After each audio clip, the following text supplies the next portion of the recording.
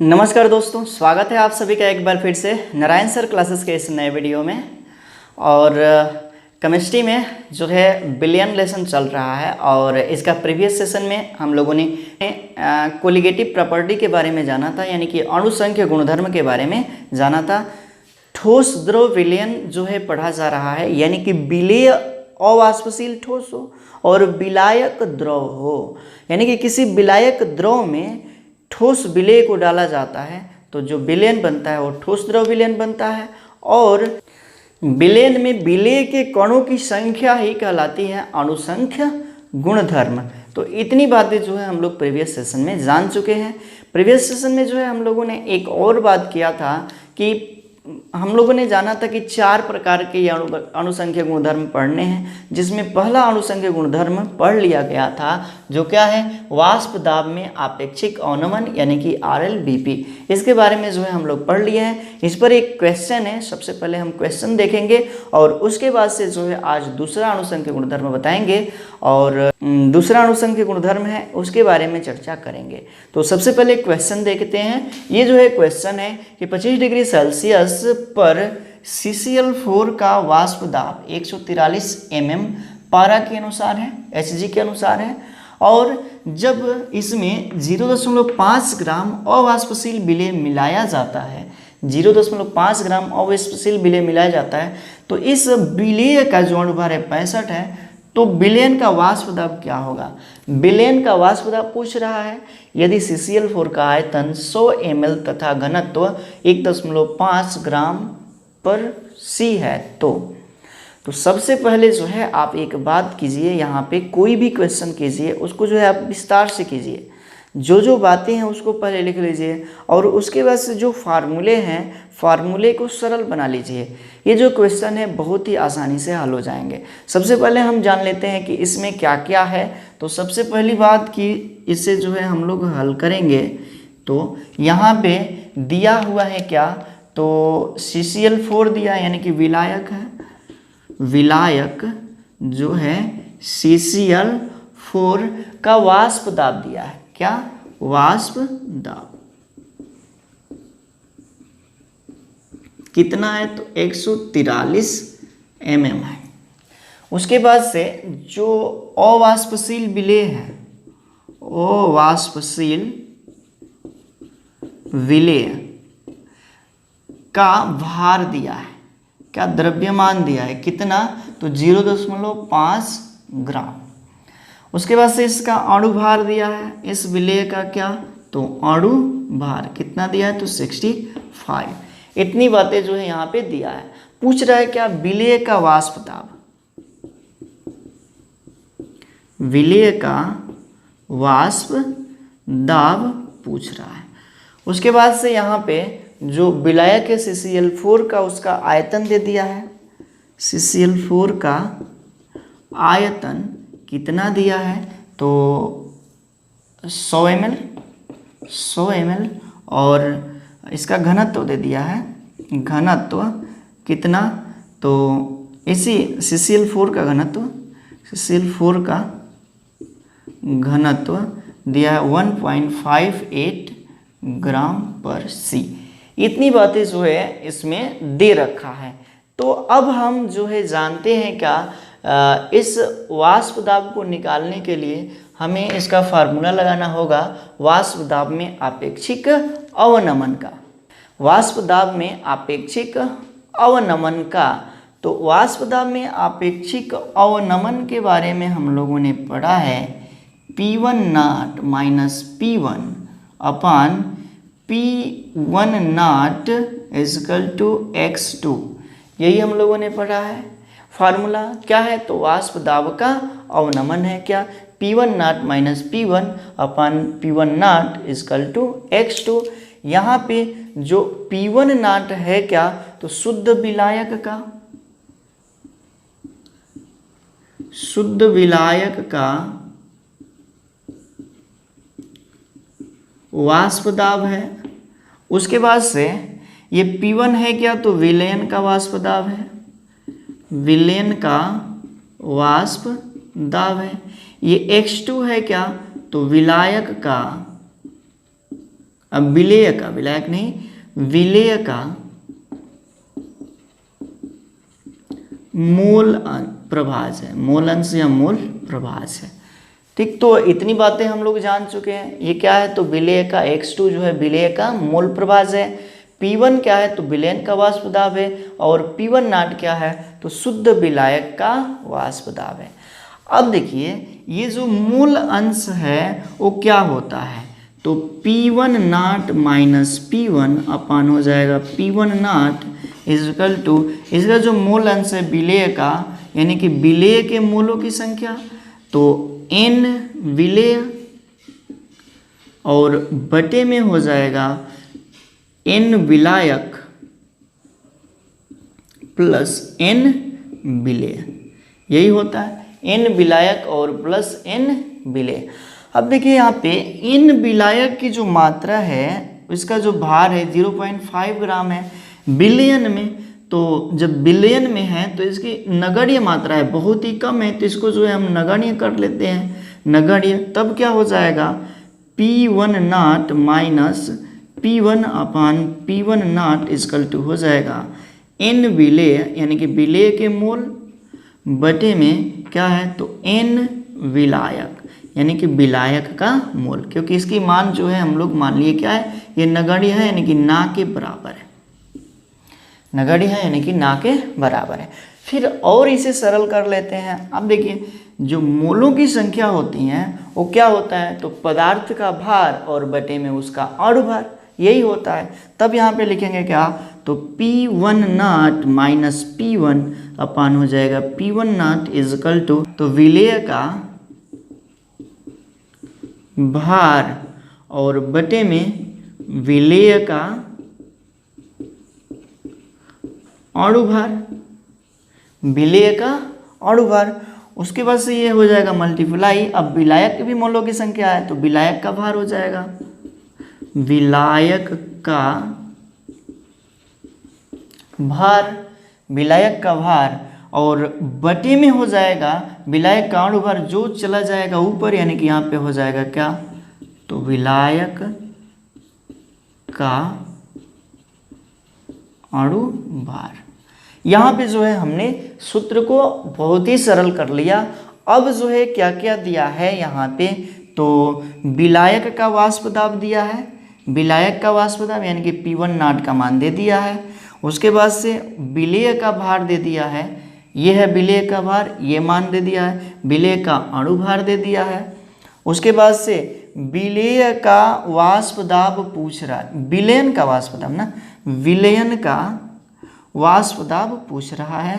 तो ये जो है क्या है, विलयन का वाष्प दाब ये पूछ रहा है। उसके बाद से जो है यहाँ पे जो है विलायक का भार निकालना होगा, विलायक का भार यहाँ पे दिया नहीं है, तो उसके बाद से विलायक का अणु भार निकालना होगा। तो यहाँ पे देखिए विलायक का अणु भार यानी कि विलायक है CCl4 और इसका अणु भार निकालेंगे, अणु भार। तो कार्बन का होता है कितना, तो 12, कार्बन का होता है 12 और प्लस हो जाएगा 4 इंटू 35.5, क्योंकि क्लोरीन का होता है इतना। तब जा कर के ये जो मान आ जाएगा वह हो जाएगा 153। तो क्या हो गया, इस विलायक का जो है अणुभार भी आ गया, विलायक का जो है क्या गया, अणुभार। अब विलायक का भार निकालना है, भार निकालना है तो दिया हुआ है घनत्व, घनत्व दिया हुआ है, पता है कि घनत्व और आयतन दिया हुआ है विलायक का, तो यहाँ से भार भी निकाला जा सकता है। घनत्व बराबर होता है द्रव्यमान बटे में आयतन, आयतन। तब जो है यहाँ पे इसका द्रव्यमान हो जाएगा यानी कि भार हो जाएगा क्या, तो घनत्व इंटू आयतन। तो यहाँ से जो है हम क्या कर सकते हैं, इसका द्रव्यमान भी निकाल सकते हैं और जो भी मान आएगा सभी मान को जो है इस फार्मूले में हम लोग रख देंगे और रखने के बाद से जो है हल हो जाएगा ये।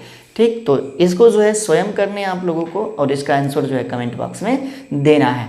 अब जो है हम आगे बढ़ेंगे और आगे हम लोग पढ़ेंगे अगला अणुसंख्य गुणधर्म, और अगला जो अणुसंख्य गुणधर्म होगा वो होगा जो है क्वथनांक में उन्नयन।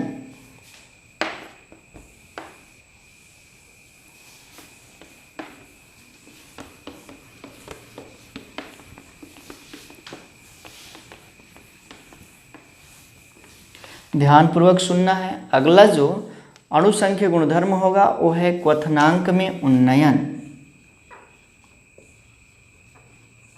क्वथनांक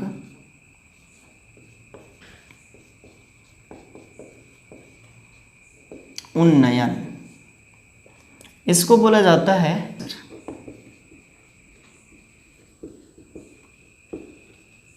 वेपर प्रेशर। क्वथनांक के बारे में जो है हमने प्रीवियस सेशन में बहुत ही अच्छे से चर्चा किया है। क्वथनांक क्या होता है इसके बारे में बहुत ही अच्छे से बताया है। तो आप जो है प्रीवियस सेशन देखे होंगे तो क्वथनांक याद होगा। क्वथनांक होता है क्या, तो वह ताप जिस पर वाष्प दाब जो होता है, विलयन का वाष्प दाब जो होता है वह वायुमंडलीय दाब के बराबर हो जाता है। क्वथनांक का क्या मतलब, क्वथनांक में क्या होता है तो वाष्प दाब जो होता है, वेपर प्रेशर जो होता है वह वायुमंडलीय दाब के बराबर हो जाता है। वायुमंडलीय दाब के क्या हो जाता है तो बराबर हो जाता है। इतनी बातें जो है याद रखिए। और ये जो है यहाँ पे यूज होने वाला है, सभी लिंक्ड है। जितने भी पार्ट हम यहाँ पे बताएंगे सब जो है एक दूसरे से लिंक्ड होगा, जुड़ा होगा। तो आप जो है प्रीवियस सेशन जरूर देखिएगा, फिर से जो है ये देखेंगे तो बहुत ही अच्छे से समझ में आएगा। चलिए तो हम यहाँ पर लेते हैं एक शुद्ध विलायक। शुद्ध विलायक, ये जो है शुद्ध विलायक जो है द्रव है। क्या है तो द्रव है। शुद्ध विलायक कैसा है तो द्रव है। शुद्ध विलायक किस रूप में है तो द्रव, और द्रव कैसा है वाष्पशील, यानी कि इसके सतह पर इसके जो अणु होंगे वाष्प में परिवर्तित होंगे, वाष्प में परिवर्तित होंगे। शुद्ध है, इसमें कुछ मिला नहीं है, तो बहुत ही ज़्यादा ये वाष्प में परिवर्तित होंगे, बहुत ही तेज़ी से वाष्प में परिवर्तित होंगे। और इसका जो वाष्प दाब होगा, यानी कि शुद्ध विलायक का वाष्प दाब हम लोग जानते हैं कितना होता है P1 नॉट, पता है इसके बारे में। जब शुद्ध विलायक में कोई अवाष्पशील ठोस विलेय मिलाया जाता है, ठोस विलेय मिलाया जाता है तो बनेगा क्या, विलयन बनेगा। बनेगा क्या तो विलयन यहाँ पे बनेगा। और इसमें जो है क्या होगा तो इसमें इसकी सतह पर जो है विलेय के भी कण आ जाएंगे। विलायक के कण के साथ साथ क्या सतह पर विलायक के कण जो क्या करेंगे, इसे वाष्प में परिवर्तित होने के लिए बाधित करेंगे, यानी कि यह कम मात्रा में जो है वाष्प में परिवर्तित होगा। ये जो है कम मात्रा में वाष्प में परिवर्तित होगा। और इसके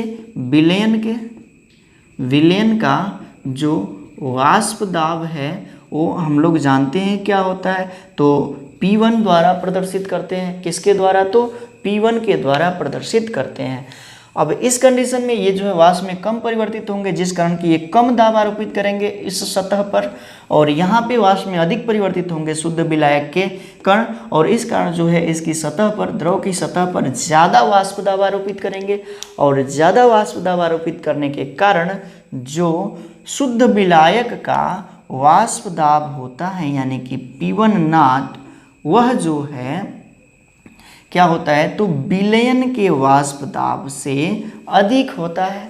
विलयन के वाष्प दाब से क्या होता है तो अधिक होता है। इतनी बातें जो है आपको जो है याद रखनी है। अब जो है हम आगे बढ़ेंगे और जानेंगे क्वथनांक में उन्नयन कैसे है।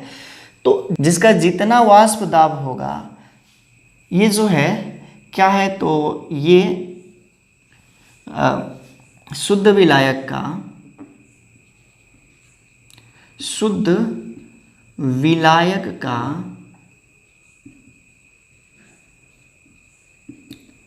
वाष्प दाब है, वाष्प दाब है। यहाँ पे क्या है तो वाष्प दाब अधिक है। वाष्प दाब क्या है तो अधिक है, यानी कि कम ताप लगेगा वाष्प में परिवर्तित होने के लिए इन अणुओं को। ये जो है विलयन का वाष्प दाब जो है क्या हो रहा है तो विलयन का जो वाष्प दाब है वह कम है, इसलिए जो है इसके लिए अधिक ताप की आवश्यकता पड़ेगी, यानी कि विलयन का क्वथनांक अधिक लगेगा और विलायक का जो क्वथनांक होगा वो कम लगेगा। जब विलयन का क्वथनांक अधिक लगेगा तो इसका जो है वाष्प दाब कुछ यहाँ पर आएगा, ये जो है क्या है, तो विलयन का वाष्प दाब है। अब यहाँ पे जो है हम मान लेते हैं कि ये वायुमंडलीय दाब है, वायुमंडलीय वाष्प दाब है, वाष्प दाब वायुमंडलीय वाष्प दाब है। अब वायुमंडलीय वाष्प दाब तक पहुँचने के लिए शुद्ध विलायक को यहाँ से यहाँ तक पहुँचने के लिए जो है वायुमंडलीय, ये क्या है, तो वायुमंडलीय दाब है।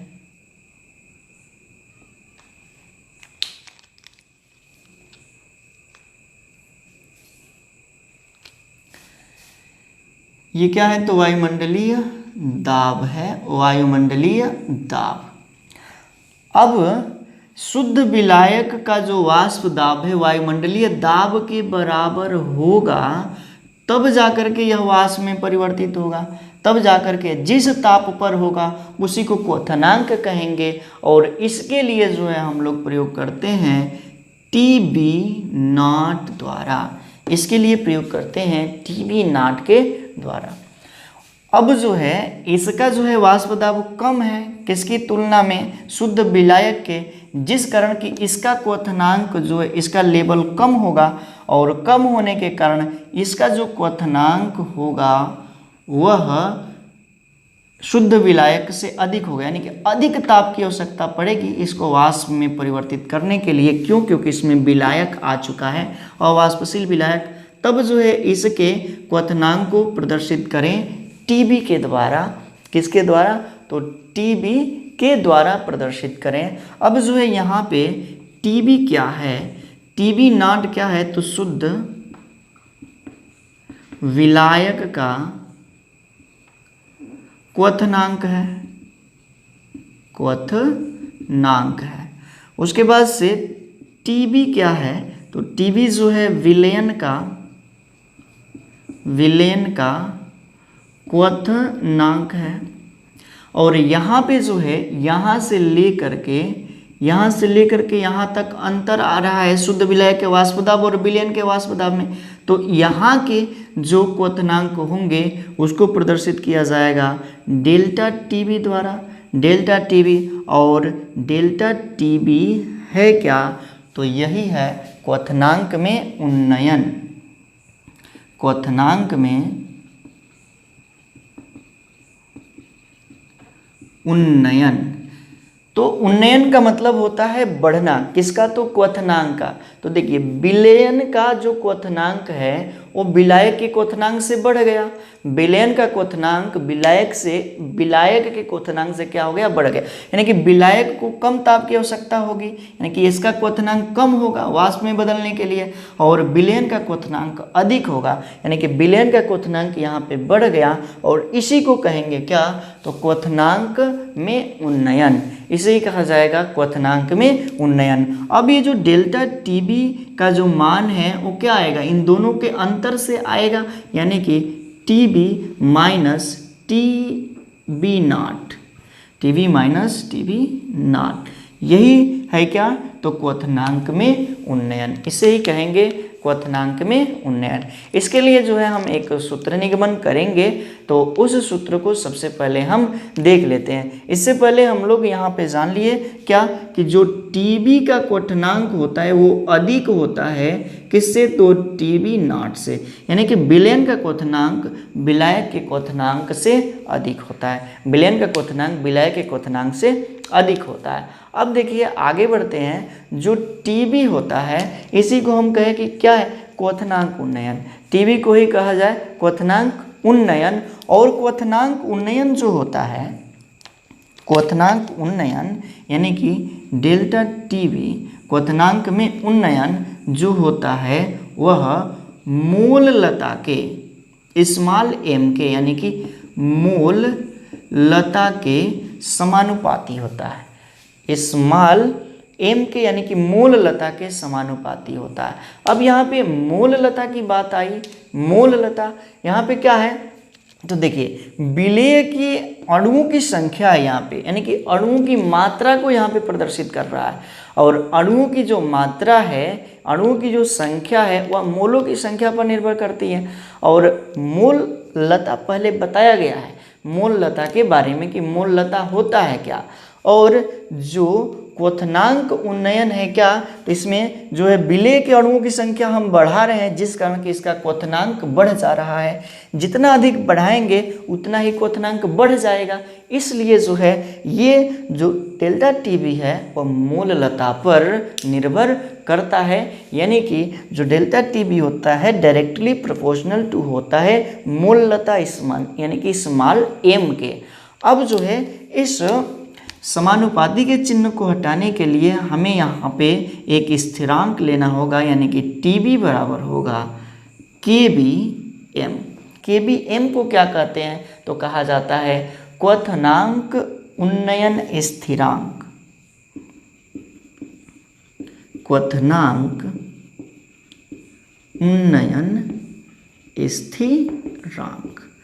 तो यहाँ तक हम लोगों ने ये कंप्लीट कर लिया क्वथनांक उन्नयन स्थिरांक तक। अब जो है इस पर हम ग्राफ बनाएंगे, इस पर जो है एक ग्राफ बनाएंगे। इस बात को जो है इतनी बात जो है इसको जो है हम एक बार रिवीजन कर लेते हैं। हमने क्या किया, शुद्ध विलायक लिया। शुद्ध विलायक का अपना वाष्प दाब होता है, उसको P1 नॉट से प्रदर्शित करते हैं। शुद्ध विलायक में जब हम मिला दिया अवाष्पशील विलेय मिलाया गया तो विलयन बना। और जिस कारण से अवाष्पशील विलेय के मिलने के कारण यहाँ पे जो है विलयन का वाष्प दाब में आ जाती है कमी, यानी कि जो विलयन का वाष्प दाब होता है वह विलायक के वाष्प दाब से कम होता है। ठीक, अब जो है यहाँ पे शुद्ध विलायक का अपना क्वथनांक होगा। ये शुद्ध विलायक का वाष्प दाब है यहाँ पे, और इसका अपना क्वथनांक है, इसको T0B द्वारा प्रदर्शित करते हैं। और शुद्ध विलायक में अवाष्पशील विलेय मिला देने के कारण इसके जो विलयन में उसके वाष्प दाब में आ जाती है कमी, और वाष्प दाब में कमी आने के कारण इसका ग्राफ नीचे जाएगा। किसके, शुद्ध विलायक है, तो यहाँ पे हमने इसका ग्राफ बनाया विलयन का वाष्प दाब।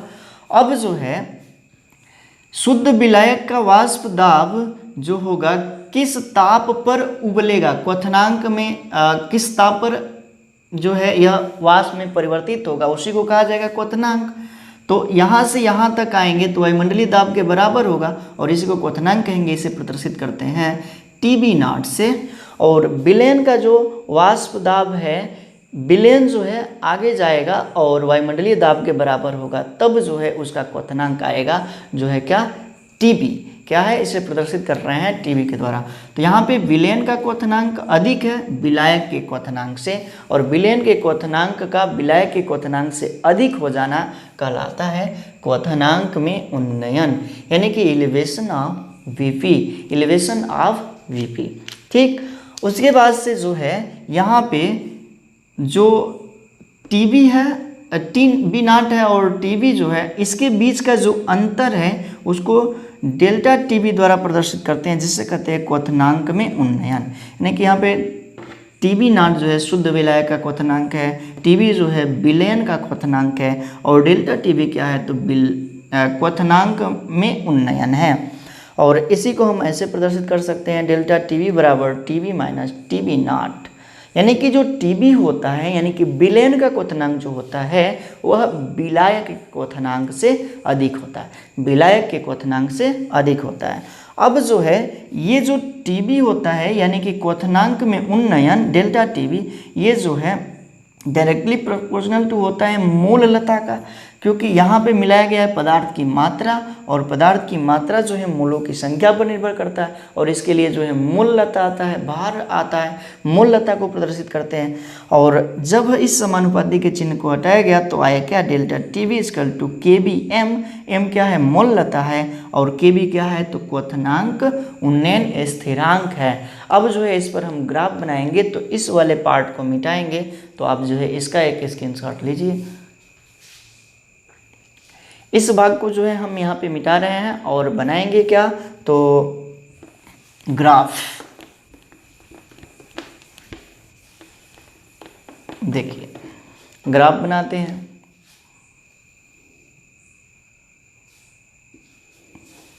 यहाँ पे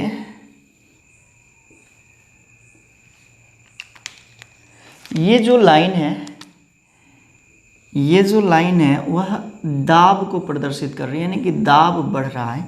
और ये जो लाइन है यह ताप को प्रदर्शित कर रही है, यानी कि तापमान को प्रदर्शित कर रही है, यानी कि तापमान में वृद्धि हो रही है। तापमान में क्या हो रही है, तो वृद्धि। और यहाँ पे क्या है, तो वायुमंडलीय दाब है, वायुमंडलीय दाब है।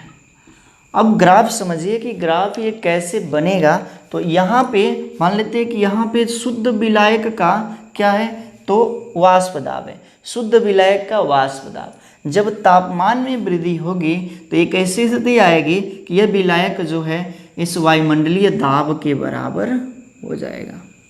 इस तरह से जैसे ही वायुमंडलीय दाब के बराबर हो जाएगा, ये जो है क्या है, तो वाष्प में परिवर्तित हो जाएगा, यानी कि इसका क्वथनांक यहाँ पे मिल जाएगा। ये क्या है, तो शुद्ध विलायक है, शुद्ध विलायक है।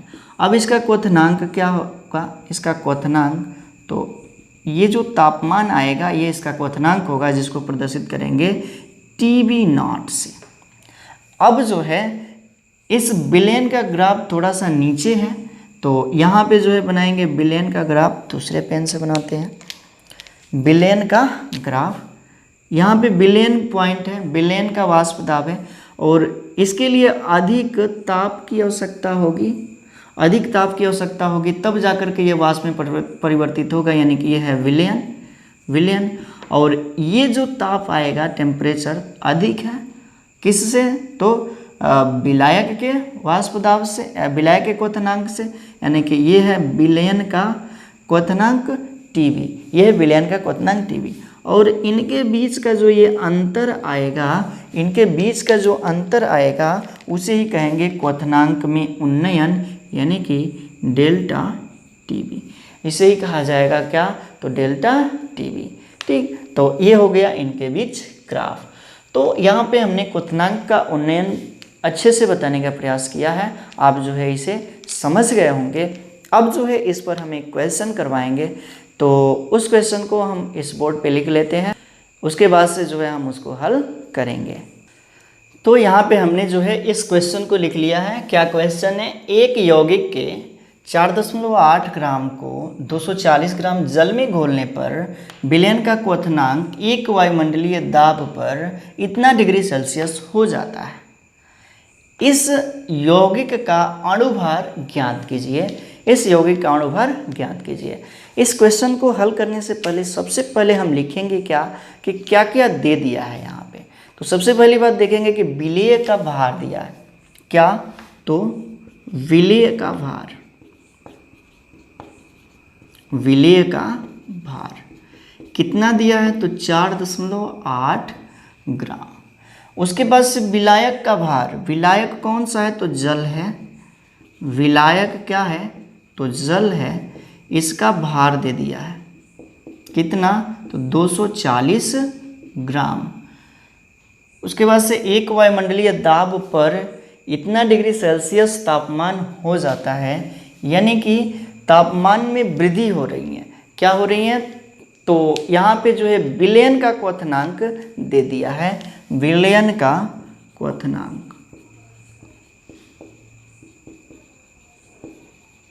विलयन का क्वथनांक कितना, तो 100.065 डिग्री सेल्सियस इतना दिया है। अब जो है यहाँ पे विलायक क्या है, जल है, और जल का क्वथनांक हम लोगों को पता है कितना होता है, 100 डिग्री सेल्सियस, यानी कि जल का क्वथनांक, जल जो है विलायक है, इसका क्वथनांक दे दिया, क्वथनांक कितना है, तो 100 डिग्री सेल्सियस। पूछ क्या रहा है, तो पूछ रहा है यौगिक का अणुभार, उस यौगिक का अणुभार यानी कि विलेय का,